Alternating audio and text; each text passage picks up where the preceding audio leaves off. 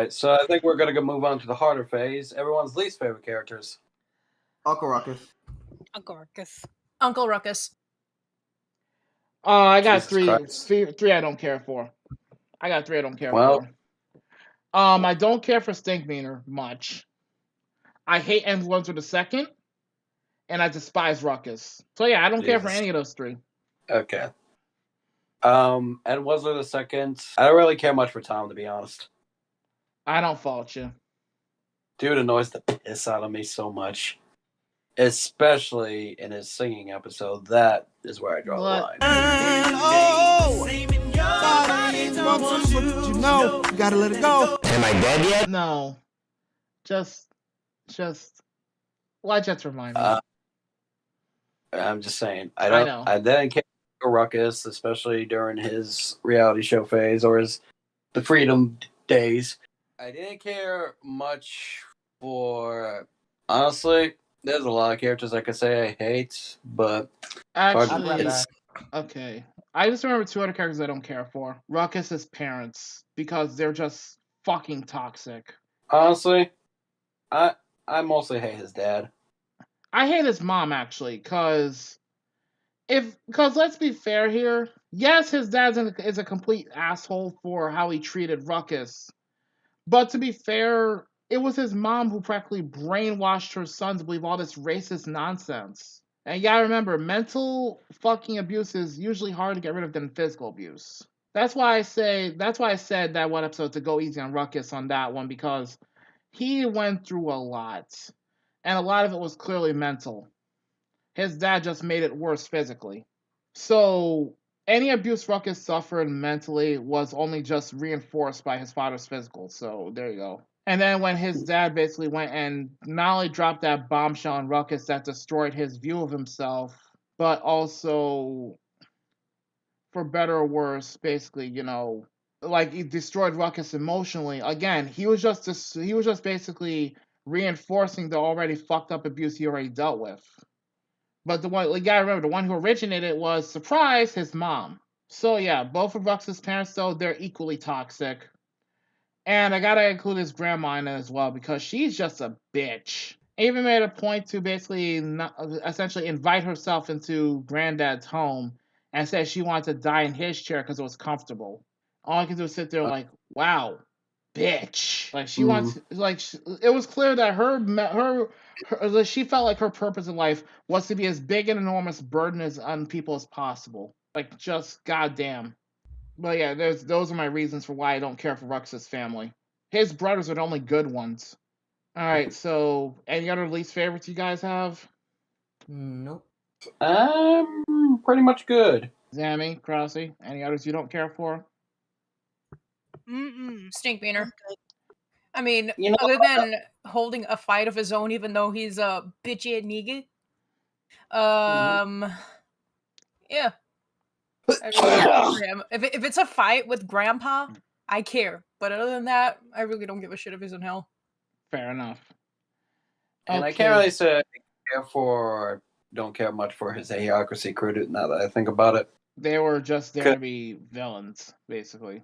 Mm-hmm. Yeah, pretty much. So I can't say give a damn about him, you know what I mean? I know Crossy does not care for the one Kardashian woman in that episode. Control. That was for several reasons. Two of them extremely traumatizing for poor Crossy. I don't even want to talk about it. Stop. Let's not then. All right, so oh boy. I guess another character I can.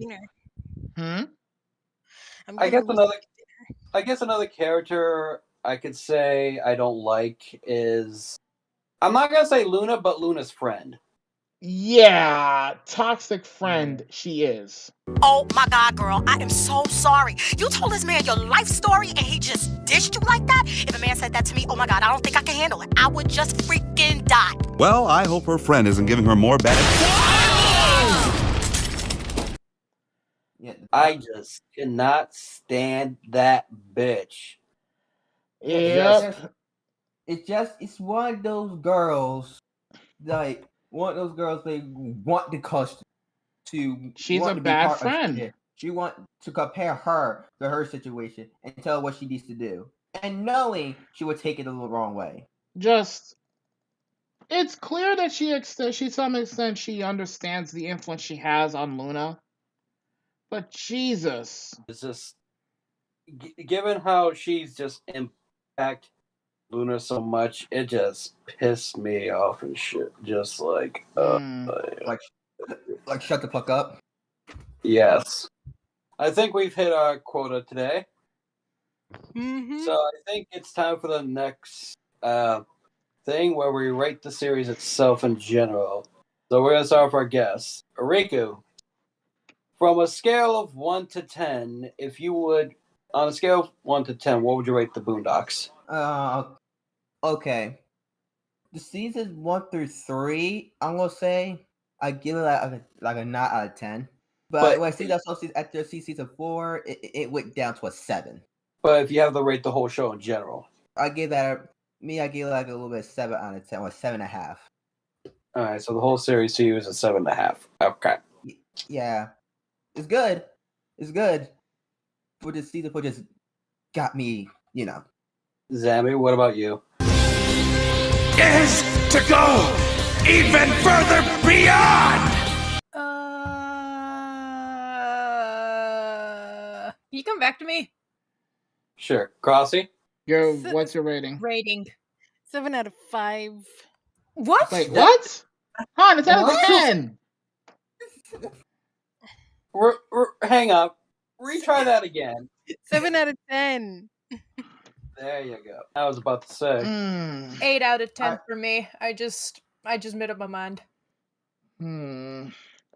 If I have to be honest, and I'm taking everything into consideration with my rating for a moment, you have to consider the context of certain episodes and shit, and how certain things can be easily misinterpreted.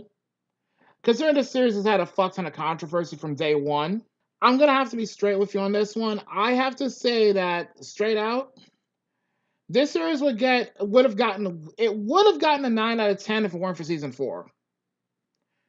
Because season 4 had a lot of mistakes, badly executed storytelling, badly executed plot points, badly executed characterization, just a lot of bad execution everywhere. And the 2 episodes that really irked me with the season 4 especially were the last episode of season 4 where Riley got in trouble for the anti-gay and special needs comments. That was too far. I have to say that was too far. Yeah. It was one thing where Riley said the whole Nikki game comments because that was pretty much his thing. But the way it was taken out of context made it 10 times worse. And then the whole special thing just pissed me off. Yeah, and not to mention, it really slaughtered Riley's character overall, compared to how his development was the first 3 seasons. Mm-hmm. So, keeping all that in mind, especially with not only that, but certain episodes in season 3 were just as bad, I have to give the series an honest 7.5 to 8 out of 10. And I'm being generous by saying that. If I had to be honest, I would give the series, I'm going to be honest, a flat 7 out of 10. I'm being generous by giving it a 7. Being generous by giving it the extra points. Because the voice acting was on point. The animation was on point. The storytelling, while weak in some areas, was actually on point for most of the series. The only episodes I cannot give them credit for when it comes to storytelling was, again, season 4. A lot of the ideas were just either badly recycled or shitty execution. Plain and simple. And it doesn't help that a lot of the storytelling falls by the wayside because of how they were clearly just spitballing ideas that they never expanded on. Or didn't bother to expand on. And it's a shame because there's some potential in some of those episodes if they'd been written better. I had to say it.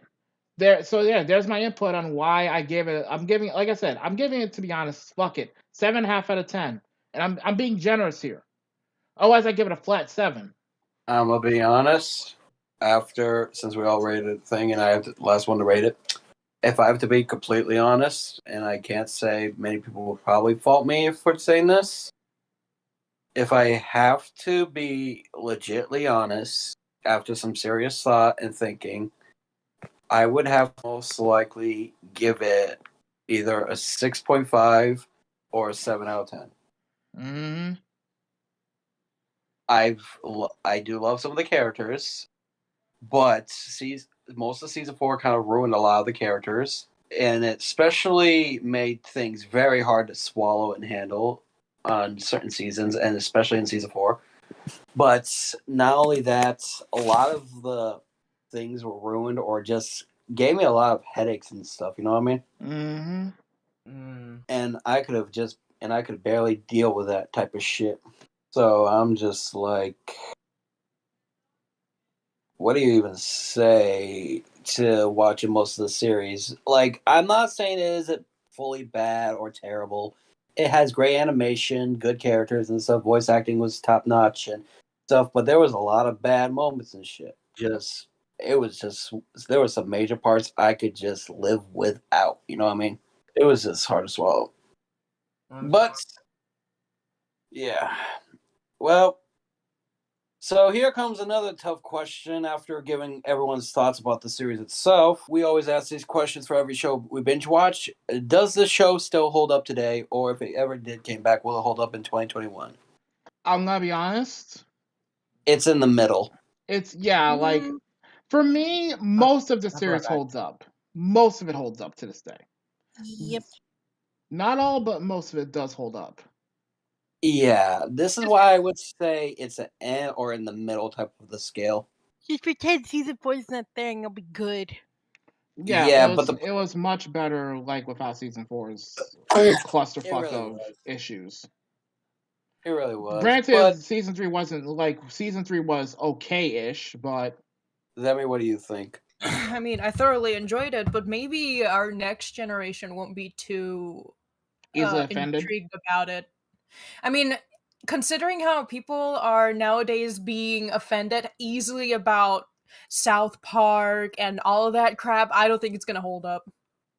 So right now it's fine, but next generation, I'm sure it's gonna be very offensive and crude and stuff. And not only that, given how literally season 4 was written and stuff, and even if the show did make a comeback, I'm worried how they're going to approach it. You know what I mean? Especially how they're going to try to connect it with more current type of stuff. You know what I mean? Yeah. And especially after the loss of characters. So I think we got what we all need to say, right? Mm-hmm. I mean, like I said, this series could potentially hold up. Like I think to a degree it still does. For those who are, who are used to the humor, used to, not just the humor, but are basically more open-minded. But that depends on the person. So it's iffy. Personally, it holds up well for me. It's kind of iffy, not because it was bad, truly bad or anything. It's just there are some things that it just needs improving on, you know? I'm going to be honest when I say this, and Crossy and I have discussed this at length. Certain episodes need to be thrown out altogether. If they ever decide to reboot the Boondocks in any capacity, certain episodes need to be thrown out entirely. Or basically, like they need a reset button. Like, they need a fucking reset button because, again, the badly executed storytelling in some episodes was what really hurt the series overall. Other than that, I have no major problem with the Boondocks, and a lot of people I've talked to, they've had no issue with it as well. It's just certain episodes could go straight to hell. It's just fucking season 4 is just, and a lot of episodes is just It's just too much. They're either too much or they were better off never written because they were just bad. Yeah. That's the best I can honestly say about it personally. I also say this all about this too. Go ahead.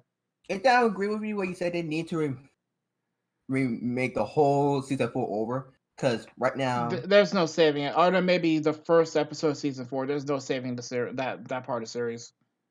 Yeah, just the first episode and go from there. Or wipe out the whole entire thing. Because the season 4, like the first one, wasn't a bad start. The problem was it got progressively worse. Yeah, it did get progressively worse after. Except for the hair gel episode was a maybe on that one, only because, to be fair, it is typical of the same type of shit you would probably see from season 3. It's just that thanks to the overarching context of, Granddad's incompetence with money in general, yeah. Like, if it weren't for that, I imagine it would have been a better written episode overall. But that's just me. Because there were a lot of ideas that they simply just threw in, but they didn't bother expanding on. I think we should just wrap it up here now. Yeah, I got nothing else to say about it. Alright, guys. Well, that's coming to a close of Boondocks. I just want to say this is a matter of our opinions and thoughts, guys. If you want to watch the Boondocks series yourself and put your thoughts and opinions of the series itself in the comments, go ahead. We'd like to hear it and stuff. But just real quick, I just remembered this. Just like how we reviewed Code Monkeys, this series can be considered pretty offensive at times. So watch your own risk, and we would rather not be blamed if you decide to watch it for yourself and you suddenly get offended by something on it, because we did warn y'all beforehand. So you can't get mad at us if we didn't warn you. And say we didn't warn you when clearly we're doing so right now. And we also did earlier on, if I remember correctly. But the point of it is, this series it's got its TV rating for a reason. It's got the controversy for a reason. We literally warned y'all about this. So if you still decide to watch it and suddenly decide to feel offended, that's your own fault. I refuse to take responsibility for someone else's stupidity. Sorry. Anyway, hope you guys enjoyed. I'd like to thank Ryku for joining us. Since we have nothing else to say, we're going to go ahead and do our outros and all that. All right, I'll go. If you like this video and any other reviews we've done in the past, you can feel free to leave a like, leave a comment or two, subscribe to our channels, which will be listed in the links below in our descriptions, and also don't be afraid to also leave a like and subscribe on our other channels as well for any other content we make.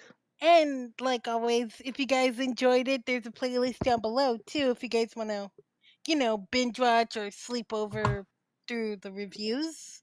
That way we can soothe you in your sleep with our shenanigans. Oh, then again, they should be driving people fucking nuts, but that's not the point. I mean, podcasts kind of do that. So yeah. Oh yes, and don't forget to also subscribe, follow Ryku as well. He does mostly streams on Twitch and YouTube. So feel free to also comment on his stuff as well. I also want to say this too. Thank you guys for having me. And guys, did me a solid and did not bug them to invite me at all, for the love of God. Wait, what happened? No, but I give it a warning. Okay. I said, don't bug nobody about the guests. Don't bug them about the guests. It's their choice, it's their decisions.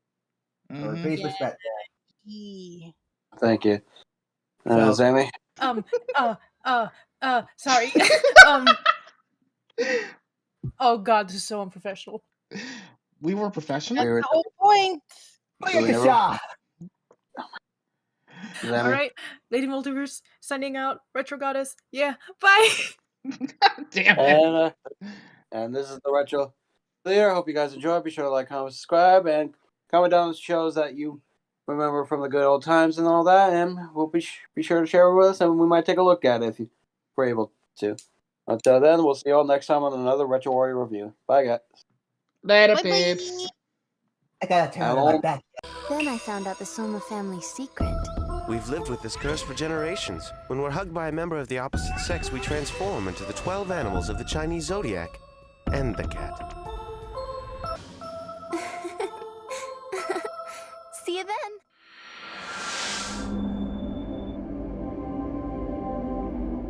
Adult Swim is here to put your life back together again. I can feel it. It's working! Move out! 1 a.m. to 5 a.m. All anime, all the time. Long live Japan! Long live Japan! For the next time on Retro Warriors. But yes, our family has lived with this curse for generations. We transform into the 12 animals of the Chinese zodiac. Sorry, the 12 animals plus the cat.